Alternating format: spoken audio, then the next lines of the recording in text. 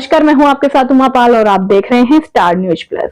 आइए अब रुक करते हैं आज के कुछ खास खबरों पर। तब तक बने रहिए मेरे साथ स्टार न्यूज प्लस पर। धन्यवाद।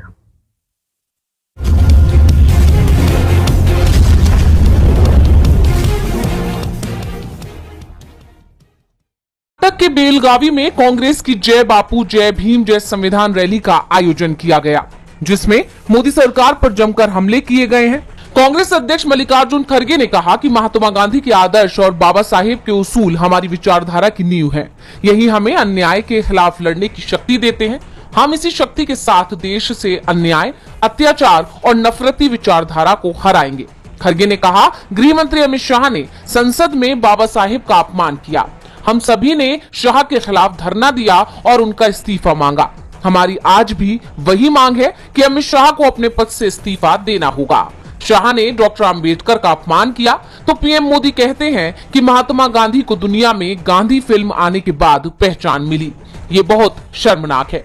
जिन्होंने कभी इतिहास नहीं पढ़ा, जिन्हें इतिहास की कोई जानकारी नहीं है, आज ऐसे लोग सत्ता में बैठे हैं। खड़गे ने कहा कि आरएसएस बीजेपी के लोग संविधान को जलाने और खत्म करने वाले लोग हैं। ये देश को तोड़ने वाले लोग हैं। राहुल गांधी ने तो देश को जोड़ने के लिए कन्याकुमारी से कश्मीर तक पदयात्रा की। जनसंघ के संस्थापक श्यामा प्रसाद मुखर्जी लोगों से कहते थे कि भारत छोड़ो आंदोलन में भाग मत लो। यही नहीं, उन्होंने ब्रिटिश गवर्नर को चिट्ठी लिखकर कहा था कि अगर गांधी जी के इस आंदोलन को नहीं दबाया गया तो बहुत बुरा हो जाएगा। रैली में कांग्रेस महासचिव प्रियंका गांधी ने कहा, मेरे बड़े भाई राहुल गांधी हर रोज संविधान के लिए लड़ते हैं। वो इसके लिए जान देने को तैयार हैं। जब राहुल गांधी संसद में आपकी आवाज उठाते हैं, तब मोदी सरकार संसद को रद्द करने की कोशिश करती है, क्योंकि वो उनसे डरती है। मोदी सरकार के लोग राहुल गांधी जी को देखकर कांपते हैं, क्योंकि वो सच्चाई की लड़ाई लड़ रहे हैं। ये लोग राहुल जी के ऊपर तमाम केस लगा रहे हैं, लेकिन वो डरने वाले नहीं हैं। प्रियंका ने कहा कि हमारी विचारधारा आरएसएस बीजेपी की तरह कायरो की विचारधारा नहीं है। हमारी विचारधारा संविधान है। हम इसके लिए मरने को तैयार हैं। हम लोगों को न्याय और समानता दिलाने के लिए, लोकतंत्र की रक्षा के लिए मर मिटने को तैयार हैं। रैली में कर्नाटक के सीएम सिद्धरामैया ने भी बीजेपी पर तीखे हमले किए।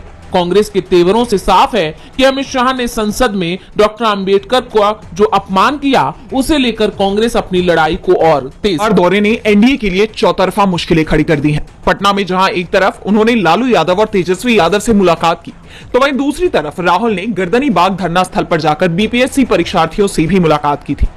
कांग्रेस सांसद ने छात्रों से बात की, उनकी समस्याएं सुनी और अब अपनी इसी मुलाकात का एक वीडियो उन्होंने शेयर किया है। अब सरकार क्या कर रही है? अब सरकार कुछ भी नहीं कर रही। बापू परीक्षा परिसर में एग्जामिनेशन हो रहा था, उससे पहले ही वहाँ पे सेंट्रल सुपरिटेंडेंट का मृत्यु हो जाती है और वो संदेहात्मक है हमारे लिए, जबकि हम लोग पिछले 18 तारीख से गर्दनी बाग में बैठे हुए हैं। आपकी क्या सोच है कि ये पूरा सिस्टम कोलैप्स हुआ है? हजारों करोड़ का ये घोटाला है, स्कैम है। और हमसे कितना कहते हैं कि एग्जाम हमको करवा दीजिए। तो सीएम आपसे बात क्यों नहीं कर रहे? ये बिहार के अंदर में एक रैकेट चलता है, जो कि पूरा का पूरा एसएससी का पेपर हो, एनटीपीसी का पेपर हो, दरोगा का पेपर हो, बिहार पुलिस का पेपर हो, 67वें बीपीएससी में भी जो है वो इसी तरीके से हुआ था, तो पूरा एग्जाम कैंसिल हो गया था। इस वीडियो के साथ ही राहुल ने एक पोस्ट भी साझा किया, जिसमें उन्होंने लिखा कि देखिए, पटना में बीपीएससी की तैयारी करने वाले छात्रों ने मुझे क्या बताया।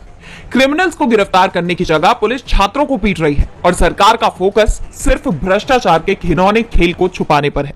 छात्रों ने राहुल गांधी से अपील की कि वो उनका मुद्दा संसद में उठाए। छात्रों के आंदोलन में राहुल की एंट्री ने बिहार की एनडीए सरकार की टेंशन बढ़ा दी है। वहीं केंद्र की एनडीए सरकार भी राहुल के निशाने पर है। कांग्रेस सांसद ने मोदी सरकार के विकास की पोल खोल दी है। उन्होंने जीएसटी, अर्थव्यवस्था से लेकर कृषि क्षेत्र तक गंभीर सवाल उठाए हैं। राहुल ने ट्वीट किया कि मोदी जी के विकसित भारत की सच्चाई, मेहनत आपकी, मुनाफा किसका। मैन्युफैक्चरिंग सेक्टर की अर्थव्यवस्था में हिस्सेदारी 60 साल के सबसे निचले स्तर पर चली गई है। कृषि क्षेत्र में गलत नीतियों ने किसान और खेत मजदूर की स्थिति बदहाल की है।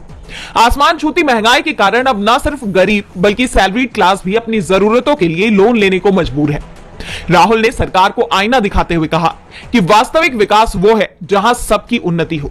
बिजनेस के लिए निष्पक्ष माहौल मिले, उचित टैक्स सिस्टम हो और श्रमिकों की आमदनी बढ़े। अब इस पर सरकार क्या प्रतिक्रिया देती है, ये देखने वाली बात। दिल्ली में सियासी संग्राम छिड़ा हुआ है। मुख्यमंत्री आतिशी ने बीजेपी कार्यकर्ताओं पर धमकी देने और हिंसा करने का आरोप लगाते हुए चुनाव आयोग को चिट्ठी लिखी है। उन्होंने बीजेपी प्रत्याशी रमेश बिदुड़ी के खिलाफ भी शिकायत की है। आपका दावा है कि रमेश बिदुड़ी के भतीजे ने आप कार्यकर्ताओं को धमकाते हुए कहा कि घर बैठ जाओ वरना हाथ पैर टूट जाएंगे।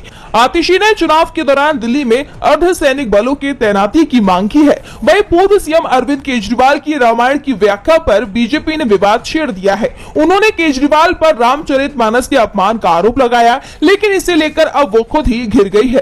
पंजाब के मुख्यमंत्री भगवंत मान ने कहा कि हम राम या रावण की राजनीति नहीं करते हैं। दरअसल केजरीवाल ने एक चुनावी सभा में रामायण का उदाहरण देकर रावण को सोने का हिरण बताया था। आप नेता सौरभ भारद्वाज ने एक बार फिर झुग्गी झोपड़ियों का मुद्दा उठाया है। भारद्वाज ने कहा कि बीते 2 सालों में बीजेपी और उनकी एजेंसियों ने दिल्ली में करीब 12 झुग्गी झोपड़ियों को ध्वस्त कर दिया है। केंद्र सरकार ने कोर्ट में कई मामले दायर कर इन झुग्गी झोपड़ियों को ध्वस्त करने की मांग की है। उन्होंने सभी मामलों को 2 दिन में वापस लेने की बात कही है। आरोप प्रत्यारोप के इस सिलसिले के बीच बीजेपी नेता ने अपना दूसरा चुनावी घोषणा पत्र भी जारी कर दिया है। इसमें कहा गया है कि सत्ता में आने पर पार्टी दिल्ली के जरूरतमंद छात्रों को केजी से पीजी तक मुफ्त शिक्षा उपलब्ध कराएगी। साथ ही दिल्ली में पॉलिटेक्निक और स्किल सेंटर्स में से अनुसूचित जाति के छात्रों को 1000 रुपए मंथली देने का अंबेडकर स्टाइपेंड स्कीम शुरू करेगी। साथ ही आप सरकार की अनियमितताओं और घोटालों की एसआईटी जांच की मांग की जाएगी। केजरीवाल ने उनके संकल्प पत्र को दिल्ली के साथ ही पूरे देश के लिए खतरनाक बताया। केंद्रीय मंत्री और हिंदुस्तानी अवाम मोर्चा के चीफ जीतन राम मांझी ने एनडीए छोड़ने की धमकी देकर बिहार की सियासत में उथल पुथल मचा दी है। मांझी ने साफ साफ कह दिया है कि जरूरत पड़ी तो वो एनडीए छोड़ देंगे, मंत्री पद से भी इस्तीफा दे देंगे। हम हरियाणा नहीं चाहते हैं कि हमको कितना सीट दे दो, लेकिन मैं कहता हूं कि जो मेरा वजूद है उसके आधार पर हमको सीट दो, तो सीट हमको कोई फायदा नहीं है। हम आपके फायदा के लिए मांग रहे हैं, आपके फायदा के लिए बात हमारे आगे बढ़ती है। लगता है कि कैबिनेट हमको छोड़ना पड़ेगा।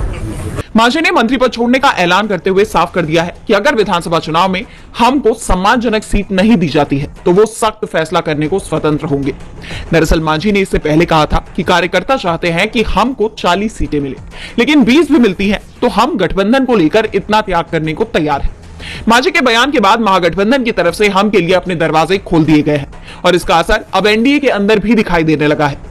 दरअसल मांझी ने बीजेपी हाईकमान के सामने डिमांड की है कि जितनी सीटें वो चिराग पासवान की एलजेपीआर को देंगे उतनी ही सीटें हमको भी देनी होंगी, लेकिन मांझी की ये डिमांड बीजेपी मानती नहीं दिख रही है, जिसके बाद मांझी ने अब एनडीए छोड़ने के संकेत दिए। यूपी में पर्दे के पीछे चल रही राजनीतिक हलचल चरम पर पहुंच गई है। सीएम फडणवीस और शिंदे के बीच पड़ी फूट की खबरें तो पहले से ही चर्चा में है और अब सीएम फडणवीस ने शिंदे सरकार के कई फैसलों को पलट दिया है। शिव सैनिकों का कहना है कि नाराजगी की कई वजह हैं। बीते कुछ महीनों में कुछ ऐसे फैसले हुए हैं जिनमें एकनाथ शिंदे के समय के फैसलों को पलटा गया है। इस वजह से शिंदे गुट असहज है। इसके अलावा अजीत गुट की एनसीपी की बीजेपी से बढ़ती नजदीकी को भी एक मुख्य कारण माना जा रहा है। इनमें से एक फैसला स्कूलों को लेकर है। शिंदे के शिक्षा मंत्री ने फैसला किया था कि सरकारी स्कूलों में पढ़ने वाले बच्चों के लिए यूनिफॉर्म सप्लाई के लिए अलग से एजेंसी बनेगी, लेकिन अब फडणवीस सरकार ने इस फैसले को पलट दिया है। इसके अलावा भी कई ऐसे फैसले हैं जिन्हें पलट दिया गया है, जिसके बाद शिवसेना के एक नेता की तरफ से कहा गया है कि ये बदलाव एक तरफा तौर पर किए गए हैं। इस बारे में हमारी सलाह नहीं ली गई। बीजेपी के नेतृत्व में हमारा महत्व नहीं रहा। पहले ही इन फैसलों की वजह से दोनों गुटों के बीच मनमुटाव देखने को मिल रहा था और अब संरक्षक मंत्री के फैसले ने शिवसेना और बीजेपी के बीच इस दरार को बढ़ाने का काम किया है। दरअसल फडणवीस सरकार ने नासिक और रायगढ़ जिलों में प्रभारी मंत्री नियुक्त करने का आदेश जारी किया था। इस फैसले पर शिंदे गुट की शिवसेना ने नाराजगी जाहिर की। इसके विरोध में कई जगहों पर शिव सैनिकों ने विरोध प्रदर्शन भी किए, जिस पर सरकार को स्टे लगाना पड़ा। ऐसे में सवाल ये उठ रहे हैं कि अब सरकार की तरफ से मुलाकात का न्योता मिलने के बाद भी किसान नेता जगजीत सिंह डल्लेवाल का अनशन लगातार जारी है। इस बीच डल्लेवाल का बड़ा बयान सामने आया है। डल्लेवाल ने कहा, मुझे ट्रीटमेंट की जरूरत नहीं थी। जो 121 किसान अनशन पर बैठे थे उनके दबाव के कारण मैं ट्रीटमेंट लेने के लिए राजी हुआ। मोर्चा रोटी से नहीं अकाल पूरक की मेहर से जीतना है। संगत की भावना होगी तो 14 फरवरी की मीटिंग में भी जाएंगे। खनौरी बॉर्डर पर डल्लेवाल की देखरेख कर रहे डॉक्टरों ने मेडिकल बुलेटिन जारी कर कहा कि शनिवार रात से मेडिकल एड लेने के बाद से अब उनकी सेहत में कुछ सुधार दिख रहा है। जल्द उनके ब्लड सैंपल की रिपोर्ट आ जाएगी। बता दें कि सरवर सिंह पंडेर ने आज यानी कि 21 जनवरी को दिल्ली कूच करने का ऐलान किया था। हालांकि केंद्र की तरफ से बातचीत का प्रस्ताव आने के बाद 20 जनवरी को उन्होंने इसे स्थगित कर दिया। 26 जनवरी को ट्रैक्टर मार्च के बाद दिल्ली कूच का निर्णय लिया जाएगा। वहीं संयुक्त किसान मोर्चा और किसान मजदूर मोर्चा ने 26 जनवरी को देश भर में ट्रैक्टर मार्च निकालने की घोषणा की हुई है। ऐसे में देखना होगा कि किसानों का अगला कदम क्या। अमेरिका में एक बार फिर ट्रंप सरकार बन गई है, लेकिन ट्रंप के सत्ता संभालते ही कहा यह जा रहा है कि अमेरिका में रहने वाले भारतीयों की मुश्किलें बढ़ने वाली हैं। यानी कहा जा सकता है कि ट्रंप से मोदी की दोस्ती भारतीयों को भारी पड़ गई है।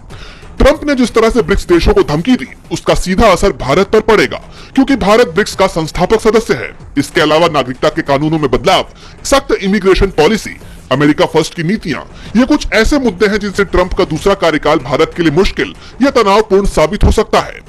राष्ट्रपति ट्रंप ने चुनौती के रूप में उभर रहे ब्रिक्स देशों को चेतावनी दे दी है। ट्रंप का मानना है कि ब्रिक्स देश भुगतान करेंसी के रूप में डॉलर के वर्चस्व को तोड़ना चाहते हैं। इस वजह से ब्रिक्स देश भुगतान के लिए अल्टरनेट करेंसी पर विचार कर रहे हैं। गौरतलब है कि भारत ब्रिक्स का संस्थापक सदस्य है। वहीं अमेरिकी प्रशासन रूस और ईरान के साथ लंबे समय से कूटनीतिक तनाव की स्थिति में है, लेकिन इन दोनों ही देशों से भारत बड़ी मात्रा में कच्चा तेल खरीदता है।